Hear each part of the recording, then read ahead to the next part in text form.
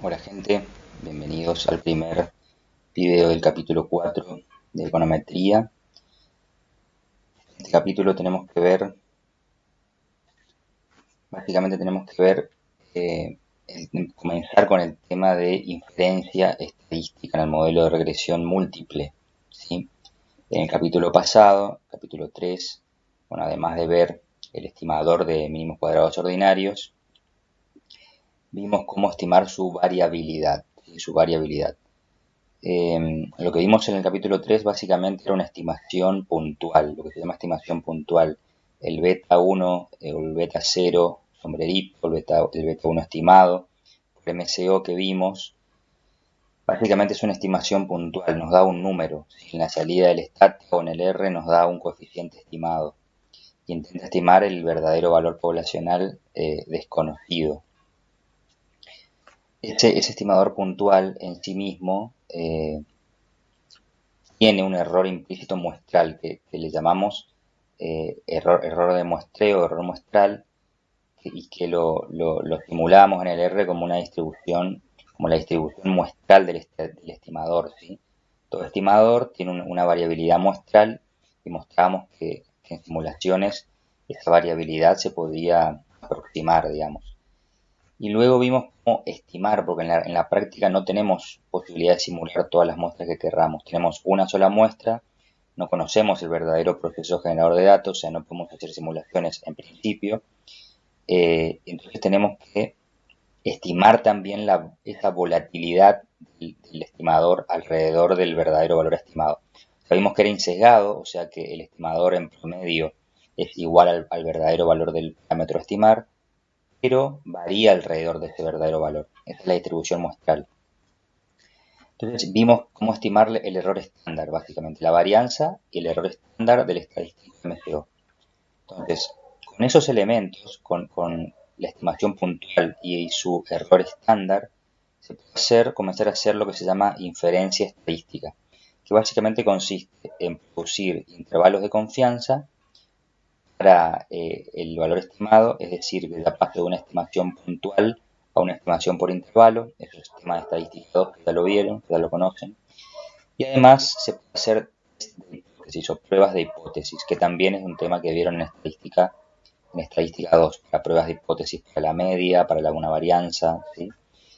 Vamos a ver cómo hacer eso en regresión múltiple, y ese es el paso más importante para la construcción de modelos de regresión, ¿sí? Hacer test de hipótesis, sobre todo. Bien, para ir luego seleccionando el modelo adecuado, cuando tenemos regresión múltiple y muchas variables X y muchas pendientes beta estimadas, beta 1, beta 2, beta 3. Entonces, bueno, seguimos en el modelito de regresión lineal múltiple.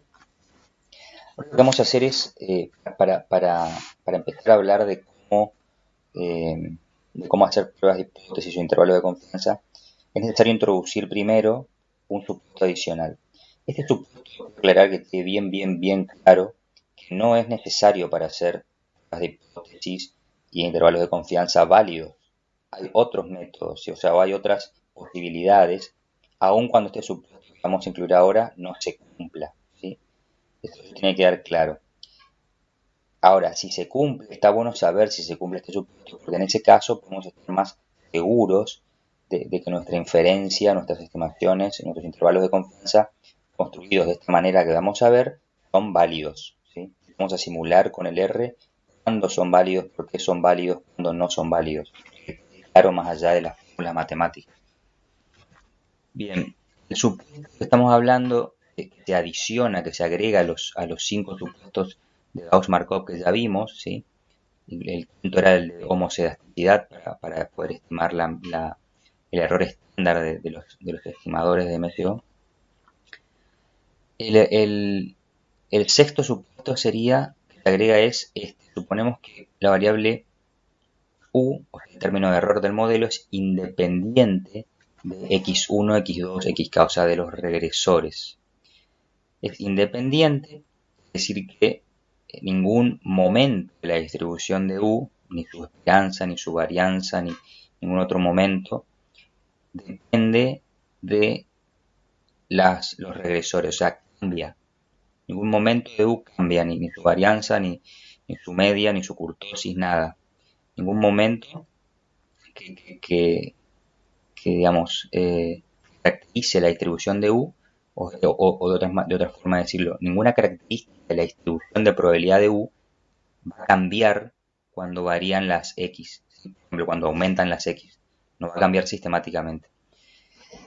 Bien, por decir, si cuando aumenta X la esperanza de U aumenta, estamos en un problema, no se cumple esto. Cuando aumentan las X, la variabilidad de U aumenta, estamos en un problema, no se cumple. Cuando varían las X y qué sé yo, la simetría o la kurtosis de U se mueven, estamos en un problema, o sea, no se cumple esto. ¿Sí? Bien, entonces, dado que son independientes el error y todos los regresores entre sí, además se pide que además de ser independientes, la U se distribuya normal, distribución normal, media cero y varianza sigma cuadrado. Esta es la misma sigma cuadrado que vimos en el capítulo anterior, que es la varianza del error, ¿sí? Porque estamos hablando de la distribución de U. Es decir, que este supuesto, como ven, hace un supuesto sobre U, la distribución de probabilidad de U, que se tiene que cumplir, que ahora lo que veamos ahora a continuación sea válido y sea espectacular, o sea, que valga para cualquier tamaño muestral, sobre todo, no importa un tamaño muestral chico. Este supuesto se cumple bastante bien, es muy bueno, por eso es bueno a ver si se puede cumplir, porque nos asegura que aún con tamaños muestrales pequeños, toda esta metodología que vamos a hacer ahora es válida. Ese es en el fondo a nivel práctico la relevancia de este supuesto y de testarlo, ¿sí? Ya iban a intuir que si les hablo de tamaño muestral quiere decir, bueno, si no se cumple este supuesto, ¿estamos perdidos? No, no estamos perdidos. Hay otros resultados matemáticos que nos permiten hacer todavía inferencia válida, de la misma manera que vamos a mostrar acá, pero necesitamos que el tamaño muestral sea lo suficientemente grande. Y bueno, ese es un tema aparte, ¿no? Que el tamaño muestral es suficientemente grande. Para eso es después ver cómo se puede, eh, digamos, estoy seguro de eso. Ahora, con un tamaño muestral de miles de casos, normalmente no hay problema, ¿sí? Pero bueno, por el momento, seguimos en el mundo de muestras pequeñas. Esta es una propiedad dentro de lo que es propiedades o características del estimador MCO para muestras pequeñas, que quiere decir, en realidad, en el fondo, para cualquier tamaño muestral, ¿no? Grande, chico. Se llama de muestra finita, porque claro, no es un resultado que se llama de muestras grandes, o cuando n tiende a infinito. Es el resultado este que se llama asintóticos, que le estoy hablando recién, que tiene que ver cuando el tamaño muestral es grande. Ya me meto en eso, aunque el tema de propiedad de muestra grande es el capítulo siguiente, pero quiero aclararlo ya, para que no se pierdan en unir las cosas y sepan por qué esto es importante, ¿sí? Bueno, los supuestos del modelo lineal clásico. Entonces, estos 6 supuestos, los Gauss-Markov anteriores más el sexto, conforman lo que se conoce como el modelo lineal clásico, porque fue el primer estudiado por los muchachos estos que lo aplicaron, ¿no? Eh, los que inventaron el estimador o lo empezaron a aplicar. Nunca se sabe bien quién lo inventó, porque bueno, depende de quién lo usó primero, quién lo registró, bueno, pero es clásico porque es de lo más antiguo que se conoce en el ámbito de regresión. Y entonces el modelo lineal clásico, ¿sí? Que cumple con estos 6 supuestos, además de ser MELI, mejor estimador lineal insesgado que vimos el capítulo pasado, que quiere decir que tiene la varianza menor, la mínima varianza dentro de los estimadores lineales, ahora con el sexto supuesto pasa a ser no solo MELI, sino MEI, mejor estimador insesgado, ¿sí? Quiere decir que ya es el mejor estimador dentro y fuera de los lineales, ¿sí? De los estimadores lineales. Bueno, es una cuestión técnica. Nosotros vamos a ver algún estimador no lineal, o sea que más adelante van a ver a qué se refiere lineal o no lineal en este sentido, pero por ahora dejémoslo ahí. Lo bueno que es muy bueno, digamos que es muy eficiente casi contra cualquier alternativa que se le ponga enfrente, si se cumplen estos supuestos, 6 supuestos, ¿no? Supuesto de Gauss-Markov más la normalidad del error e independencia. Los supuestos clásicos. Bueno, estos serían como los supuestos de competencia perfecta en micro, ¿no? Estos son los ideales, los que nos sale todo perfecto, los más fácil de analizar también. Bueno, por ahora entonces mantendremos el supuesto de normalidad, aunque a veces no sea el caso, les dice. Exactamente esto es lo que le dije antes. Y cuando no sea el caso, entonces con muestras grandes, ¿sí? Dejaremos de suponer normalidad. O sea, con muestras grandes podemos eh, no hacer el supuesto 6, ¿sí? De normalidad del error ni de independencia absoluta, digamos. Un tipo de independencia como ya vimos. El supuesto 3, ven que el supuesto 3 de Gauss-Markov es independencia en media del error. La esperanza del error U condicional a las X es igual a 0, o constante, el supuesto 3. Eso es independencia en media. Lo que les da el supuesto 6 es más fuerte, ¿sí? U es independiente absolutamente, no su esperanza, sino cualquier momento es independiente de las X. En cambio, para muestras grandes esto ya no va a ser necesario, esta independencia fuerte. Va a ser necesario el supuesto 3, incluso menos que eso, como vamos a ver más adelante. Bueno, la distribución normal homocedástica, esto es parecido a lo que vimos en el capítulo 2 o 3, ¿sí? Es lo mismo que vimos antes, homocedástico porque la dispersión en esta distribución condicionada, esta es una distribución condicionada a los valores de i, condicional a x1, y esto que están a la derecha son los valores de i condicionados a x2. Estas distribuciones tienen igual varianza o desvío estándar, ¿sí? Estamos en el caso de homocedasticidad, es decir, este es un ejemplito, que cuando aumento la x o la bajo, la varianza no cambia. Obviamente podría poner muchos cortes, muchos valores de x acá, y esto sería igual, la varianza no cambiaría. Nada más que ahora agrego que esta campana es normal, ¿sí? Por el supuesto 6. Bueno, entonces, si esas distribuciones son normales, acá está gráficamente a qué nos referimos, ¿no? Ustedes se dan cuenta que si esta es la recta de regresión, ¿sí? Ven beta 0 más beta 1 por x, el verdadero del poblacional.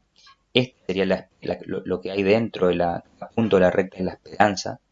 Lo que se mueve alrededor de la esperanza son los errores U. Y son los errores U los que se distribuyen normal, ¿sí? O eso quiere decir que la variable I también se distribuye normal. ¿Se dan cuenta? Cuando la condiciono por X. Una vez que condiciono por X, la variable I también se distribuye normal.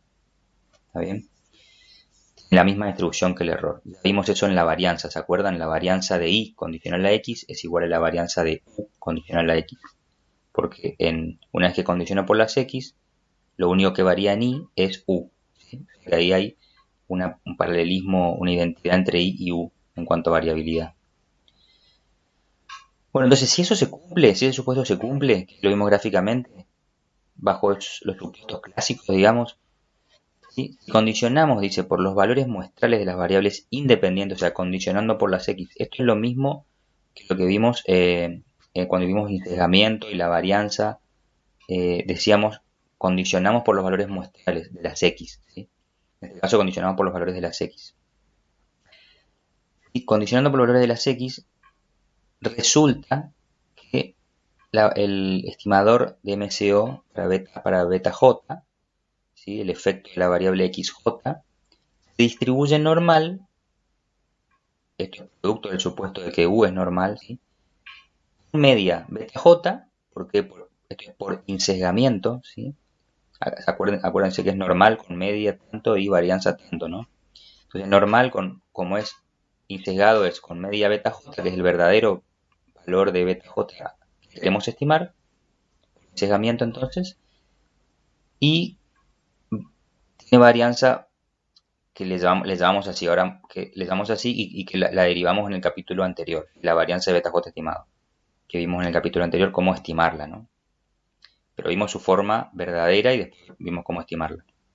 Entonces, bajo los supuestos clásicos, tenemos que el estimador de MCO de beta j es normal, por insesgadez su esperanza es beta j y su varianza es la formulita que vimos en el capítulo pasado, varianza de beta j. Por lo tanto, como si ustedes toman cualquier variable normal, variable x, si una variable x es normal, restan la media y la dividen por su error estándar, es decir, la estandarizan a la variable, cualquier variable normal, les queda como está acá abajo, ¿sí? Si beta j estimado es normal, le resto su media, es decir, ven acá la beta j verdadero, este es el parámetro a estimar, le resto su media y lo divido por el desvío estándar de beta j. Acá estandaricé la variable aleatoria beta j estimado. Recuerden, ¿por qué beta j estimado es una variable aleatoria? Porque antes de tomar una muestra, cuando tengo en términos teóricos, a priori de tomar una muestra, beta j puede tomar valores aleatorios, lo que simulamos en R, muchos valores estimados con diferentes muestras. Básicamente, como esto es a priori del muestreo, beta j estimado, el estimador es una variable aleatoria, pues no se sabe qué valor va a tomar en la muestra particular que yo obtenga. Esto acuérdense que tiene sentido en un contexto de muestreo, en este caso muestreo aleatorio.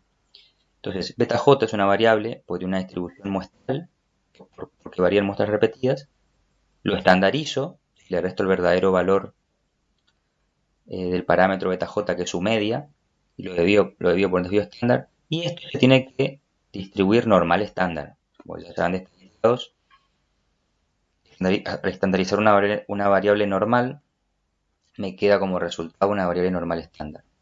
Entonces, ¿y por qué beta j se distribuye normal?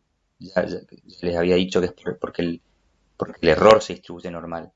Pero ¿de dónde viene? Acá les dice, porque es una combinación lineal, o sea, el cálculo del estimador de MCO de beta j escribe como una combinación lineal de los errores. Eso pueden verlo, veamos acá rápidamente, diapositiva del capítulo 3, ¿sí? Diapositiva 16 del capítulo 3, acá tienen la formulita del beta 1, por ejemplo, de MCO, ven que es igual al verdadero beta 1, que es una constante, por lo tanto esto no se distribuye nada, o sea, no es variable, o sea que esto no entra en la distribución.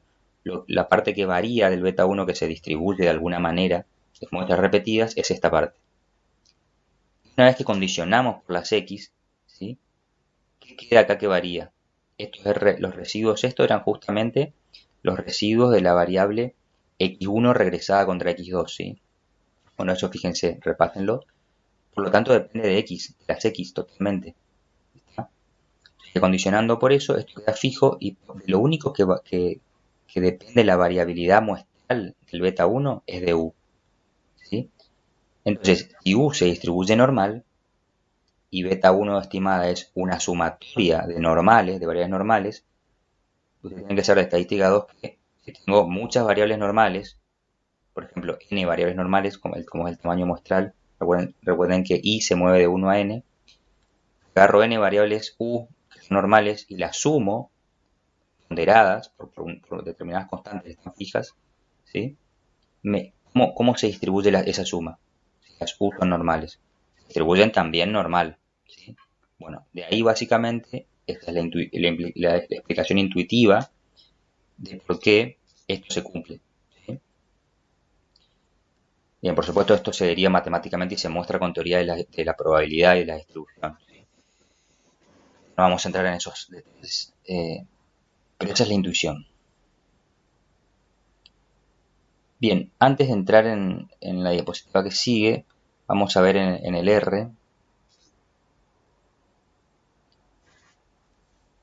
Vamos a ilustrar esto, que es interesante, porque uno dice, bueno, un poco raro, ¿no? Si y depende de las X, ¿sí? De un montón de X, más el error. ¿Por qué el beta estimado, ¿sí? Se va a distribuir normal porque solamente va a depender de U? ¿Por qué si X1, por ejemplo, no es normal, qué sé yo, es logística, perdón, una distribución exponencial, asimétrica, ni siquiera asimétrica como la normal? ¿No influiría eso en que beta 1 no sea normal, digamos? Si en el fondo yo veo acá, justamente eso lo que les decía, en el fondo veo que beta 1, si bien acá está claro que depende de U, también depende de las X, ¿no? Acá en la otra fórmula que teníamos también de la regresión múltiple con los residuos en el capítulo 3. Bueno, ahora no lo voy a encontrar. Bueno, en el capítulo 2, mejor veamos el capítulo 2. Cuando veamos el capítulo 2, ustedes tenían que la formulita para estimar el beta MCO esta, ven que depende de I. Está I metida acá. ¿Sí? Si I, adentro de I están las X, todas las X, X1, X2, y estas X se distribuyen de una forma rara, qué sé yo, exponencial, que ni siquiera son simétricas. ¿Por qué beta 1 se va a distribuir en forma simétrica, digamos, o normal, como el error solamente? ¿Sí? Bueno, esa es lo que vamos a ilustrar. Ya dijimos por qué, porque en el fondo si yo pero sobre esto y condiciono por las X, realmente lo único que depende de esto es U. Cuando hacíamos el encejamiento acá también, teníamos ese resultado, a ver, el encejamiento. Ven, acá está la formita, ven que depende de I, en la regresión simple, ¿no? Pero cuando lo trabajo para el encejamiento, me queda que depende de U, ¿ven? De U y las X. O sea, en el fondo, adentro de I están las U y la X, en este caso. Pero al condicionar por la X, listo, esto queda fijo las X y solo depende de U. Bueno, eso vamos a ver, que realmente es así, simulando, que depende de U y no de la distribución de las X, el cómo se distribuye a beta 1 estimado. Bueno, eso les dice, la distribución muestral de los betas depende de la distribución del error y no de la distribución de los regresores. ¿Sí? Eso es lo que vamos a mostrar con claridad acá, con un ejemplo extremo. Bueno, primero vamos a mostrar simplemente que si yo genero una variable X, ¿sí? Como es un regresor X, va a ser un regresor X de esta manera. Función exponencial, que es el número e, el exponencial, de una variable normal, que acá genero 500 observaciones. Este es un ejemplo, ¿no? Este es un ejemplo, o sea, es para mostrarle lo asimétrico que va a ser, o sea, lo no normal, o sea, lo distinto de la normal, que va a ser la X en el modelo. Es una función, esto se llama una exponenciación log normal.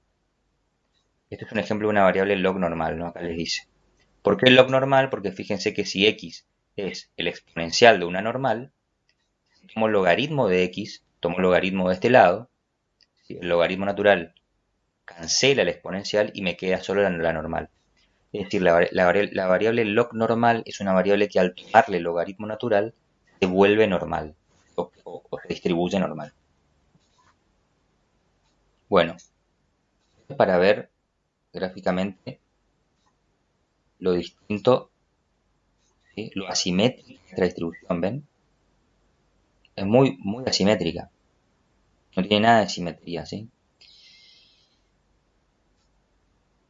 Bien, vamos a ver cómo entonces, vamos a hacer simulaciones y ver cómo, aun cuando esta variable x, el regresor, es log normal, esto no influye en nada en la distribución de beta 0 y beta 1.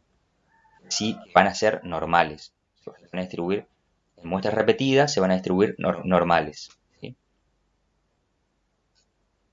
Bueno, vamos a aplicar una semilla en 43, un objeto vacío, una combinación de objetos para guardar los beta 1, otro para guardar los beta 0.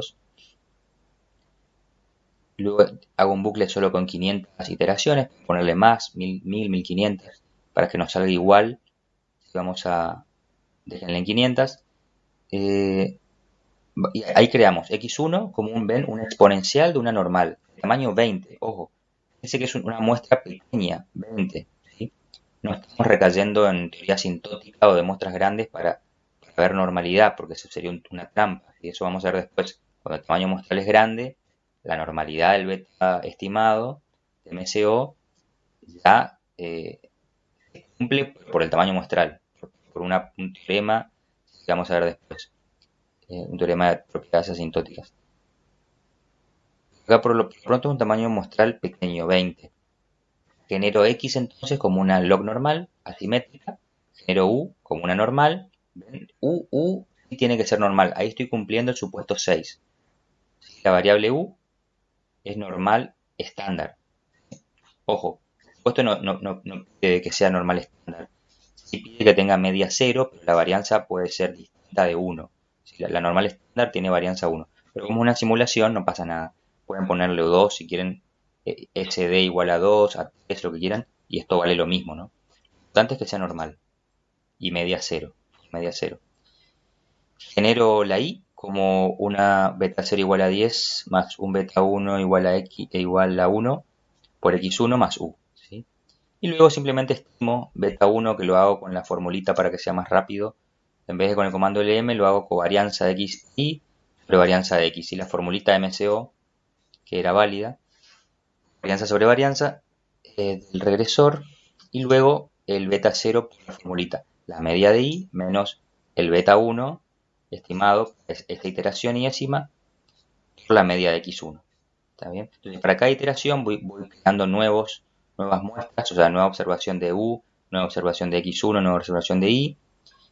Con esas observaciones hago covarianza sobre varianza, estimo el beta 1 y guardo en el vector vacío, el vector, digamos, que guardo los beta 1, y luego calculo el beta 0 con esa muestra, aplicando la formulita, y lo guardo, ¿sí?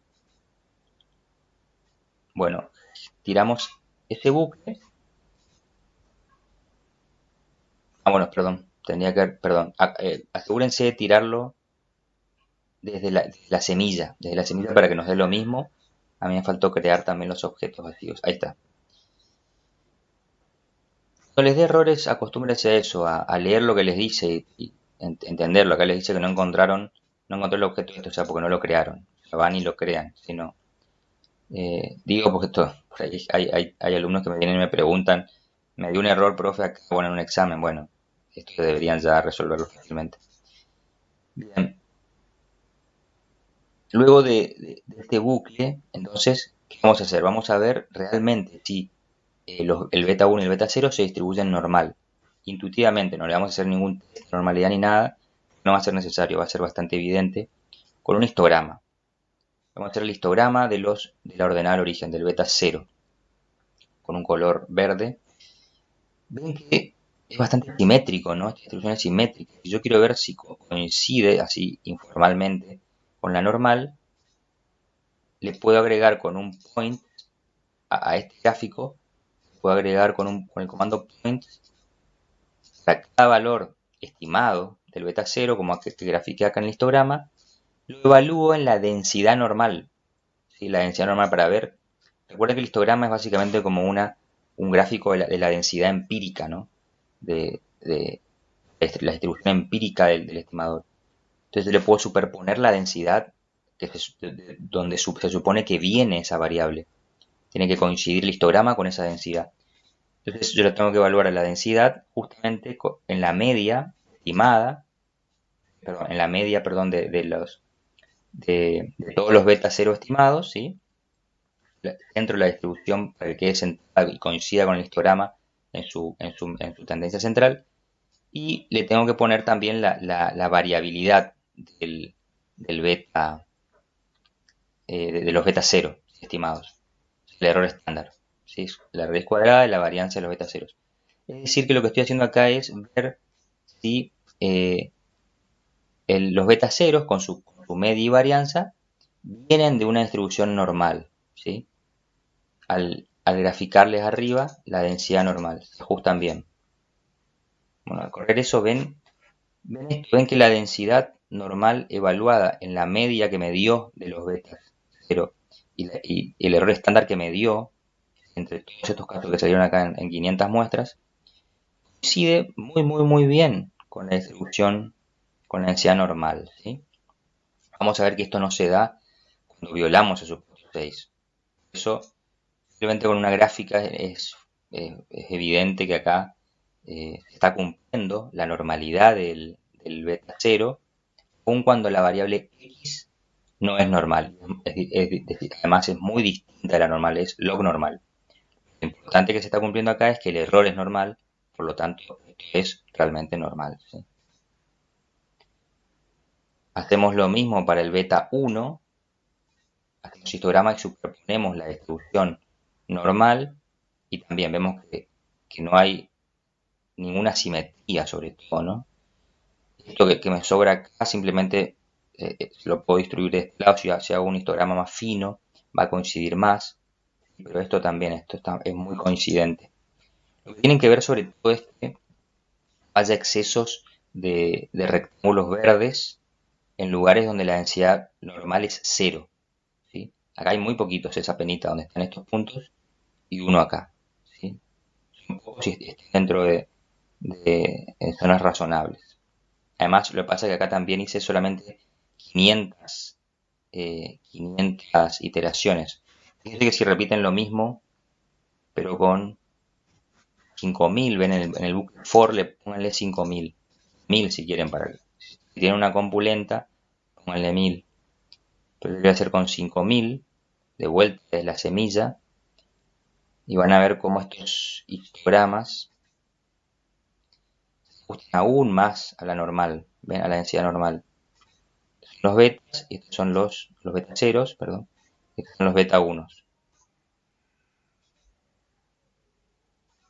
Bueno, acá de vuelta el histograma sigue estando muy, teniendo rectángulos muy grandes, esa es la macana, pero bueno, no importa. Eso se puede afinar, pero no voy a perder tiempo en meterme ahora en mostrarles eso. Pero pueden aumentar los intervalos de clase, a eso voy, el del histograma para que se afinen y no sean tan gruesos. Bueno,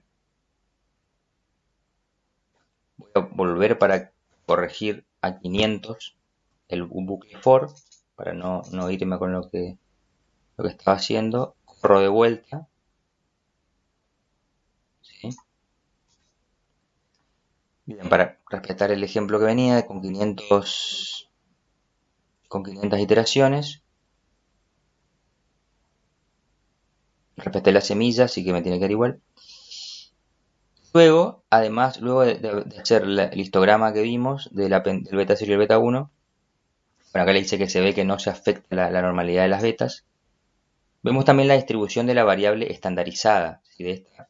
Simplemente la vemos porque acá estaba en lo que vimos en el capítulo 4 acá. Perdón, acá. ¿Sí? Beta normal y la estandarización es normal estándar. Que obviamente ya sabemos que se cumple, ¿no? Porque esto siempre se cumple. Si vimos que beta j es normal, su estandarización también va a ser normal estándar. O ustedes se preguntarán, bueno, ¿por qué estandarizo acá? ¿Qué me importa? Bueno, esta estandarización es clave para lo que vamos a ver después, que es hacer de hipótesis, pruebas de hipótesis y construir intervalos de confianza, que son dos conceptos relacionados. Bueno, para ver simplemente que el beta estandarizado distribuye normal estándar, acá les dice, vemos la distribución muestral del beta estandarizado. Bueno, primero construimos la estandarización de beta, ¿no? Beta 1 es, ¿sí? Acá lnx significa simplemente que la x es log normal, ¿sí? Hago beta menos 1, los 500 betas, menos 1 dividido la raíz cuadrada de los beta 1, perdón, de la varianza, o sea, es decir, el desvío estándar o el desvío estándar. Y ahí estandarizo los 500 valores de beta 1, los estandaricé, ¿sí? Guardé acá 500 valores estandarizados del beta 1 estimado. Y ahora hago el histograma de esos betas estandarizados y le dibujo arriba la densidad de una normal estándar. Ven que acá no va la media de los betas ni el error estándar de los betas estimados, van 0 y 1. Porque si estandaricé, tiene que cumplir que estos se distribuyen normal estándar, ¿sí? Esto está bueno porque esto es menos arbitrario. El otro parece que yo, al ponerle la media de los betas acá y el desvío estándar, es como que lo estoy manipulando, que en realidad no es el caso. Porque si, como vamos a ver ahora después, aunque ponga eso igual, si uno es normal, esto no es normal, si no importa que yo le ponga la media, sea el desvío estándar que sea acá. Pero acá es menos, digamos, más claro que esto es fijo siempre, normal estándar. Y meto los betas estandarizados y se cumplen los supuestos de Gauss-Markov y los clásicos y la normalidad del error, esto tiene que ser normal estándar. ¿Ven? Bien. Ven centrado en cero, porque estandaricé. Y esto tiene error estándar 1. ¿Sí? Bueno,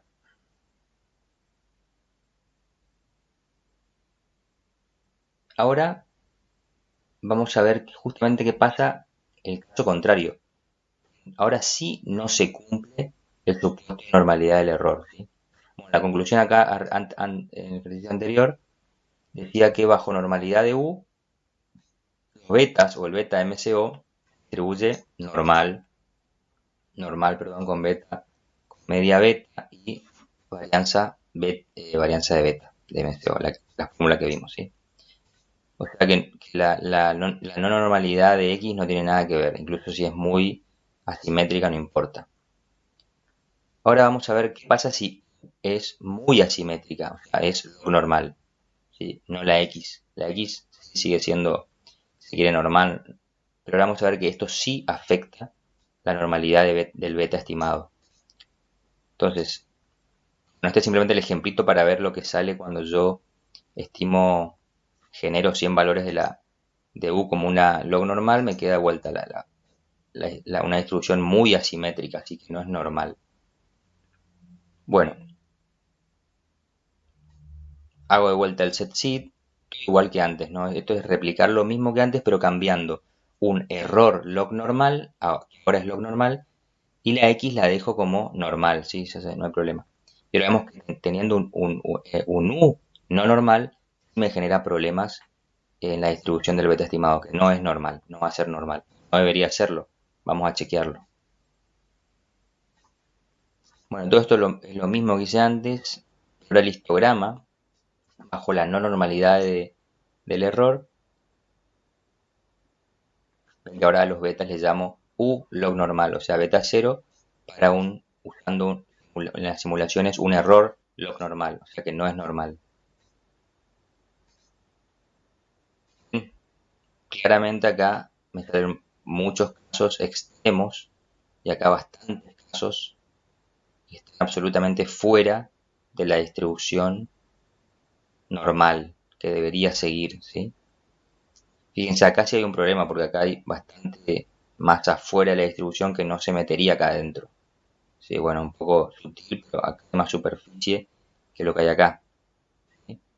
O sea, que acá sobraría en esta cola masa. Bien, o sea, no está bien distribuida, tiene una asimetría. Y si hacen el histograma de la pendiente, del beta 1, digamos, acá también. ¿Sí? Se nota claramente que esto, sobre todo por estas observaciones que están con masa cero, esto no es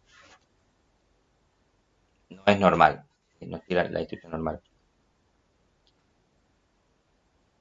Bien. Y la distribución estandarizada, ¿sí? Si hacemos el beta estandarizado y su histograma, comparándolo con la densidad de una normal estandarizada, de vuelta vemos que no es normal. Acá solo estandarizo beta 1, ¿sí? Pueden estandarizar beta 0 también. Pero bueno, lo hago con beta 1. Bueno, como dijimos, el problema son las colas. Esas colas, porque como vamos a ver, las pruebas de hipótesis, eh, para hacer buenas pruebas de hipótesis tengo que estimar bien estas colas de la distribución de los estadísticos. Y cuando no se cumple la normalidad, es muy difícil. O sea, los sesgos en esas colas y entonces no son válidos los test de hipótesis y los intervalos de confianza, ¿sí? Vamos a ver también eso. Vamos a ver cómo el incumplimiento de ese supuesto de normalidad genera errores en la cobertura de los intervalos de confianza y errores en los niveles de confianza teóricos de los intervalos de confianza. Perdón, de los de hipótesis, ¿sí? Esos conceptos pueden desempolvarlos de Estadística 2, para eso pueden ir a los apuntes de Estadística 2 o al libro de Bullrich en el apéndice creo que es el apéndice C, B o C, creo que es C de inferencia estadística. Y ahí van a repasar lo que era bueno, un estimador, un intervalo de confianza y un hipótesis. Péguenle una repasadita igual lo vamos a repasar ahora en los próximos videos, pero está bueno que lo tengan bien en claro para ir entendiendo todo. ¿Sí?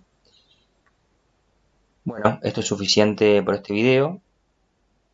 Creo que es bastante a nivel conceptual, es muy importante esto, que vayan entendiendo todo, que es la distribución muestral de un estimador, porque son conceptos que individualmente te cuestan, pero que no son complicados. El tema es que después se van sumando varios elementos, que se van combinando, se van sumando detalles y suman, se va levantando el castillito, y si no tengo claro los ladrillos cuando construyo el castillo, y después llego al final de construirlo y no entiendo nada, ¿sí? Hay que ir entendiendo eh, cada concepto, digamos, que después se van a ir mezclando y complejizando.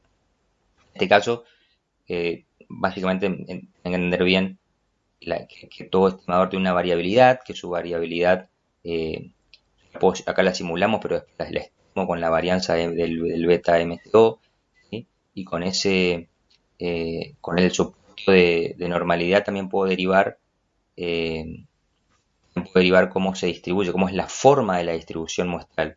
No solamente su media y su varianza por insesgamiento y por varianza de MCO, sino que ahora puedo ver la forma, que en este caso dijimos que es normal. ¿Sí?